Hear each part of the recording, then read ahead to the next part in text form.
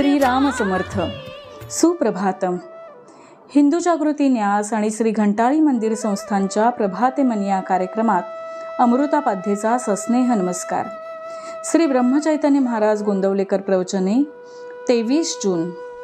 हेतू शुद्ध ठेवावा. मनुष्याने शुद्ध हेतू ठेवण्याचा प्रयत्न करावा. हेतू शुद्ध असला की स्वाभाविकच कृती त्याला अनुरूप होऊ लागते आणि प्रगतीला मदत होते.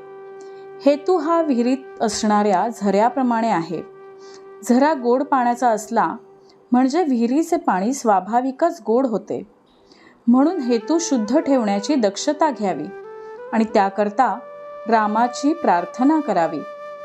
माणसाला देहरक्षणापुरते अन्न, वस्त्र आणि नाम घेण्याची बुद्धी असली की असमाधानाला जागा नाही. नको दैन्यवाणे जिणे भक्ती उणे, हेच रामरायाजवळ मागावे. पर्व काळात भगवंत कामधेनूचा अवतार घेऊन येतो. ज्याला जे पाहिजे त्याला ते तो देतो. पर्व काळात सज्जन तसेच दुर्जनही आपली कामे करून घेतात. जारण मारण ही देखील पर्व काळात शीघ्र साध्य होतात. आपण मात्र भगवंताचे कसे व्हावे हे पाहावे. शुभेच्छा धरावी, भावना जागृत करावी. काहीही कर, पण भगवंता तुझा विसर पडू देऊ नकोस, असे भगवंताजवळ मागावे. आजवर कळत नकळत जे पाप झाले असेल ते नाहीसे कर, पुढे पुन्हा नाही करणार असे म्हणावे. म्हणजे मागली पापे नष्ट होतात. ज्याला विषयाची गोडी असते त्याला नाही परमार्थाची गोडी लागत. नरकातल्या किड्यांना नाही किळस येत.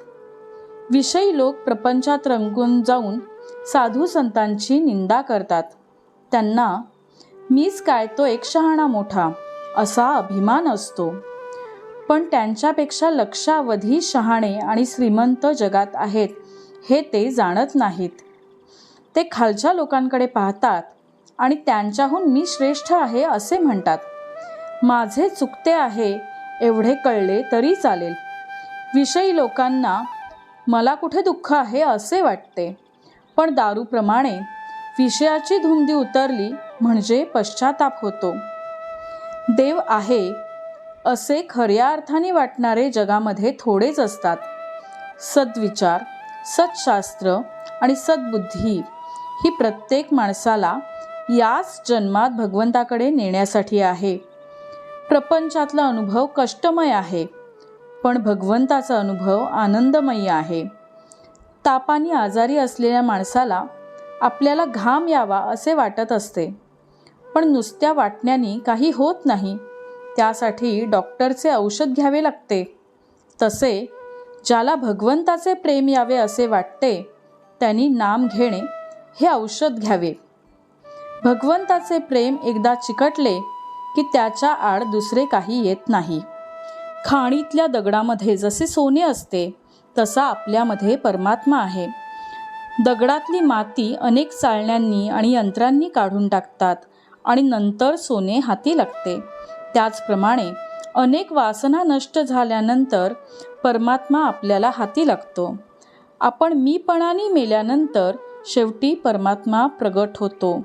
बोधवचन. शुद्ध असावे आचरण, तसेच असावे अंतःकरण. त्यात भगवंताचे स्मरण, हेच प्रपंच सुखी करण्याचे साधन.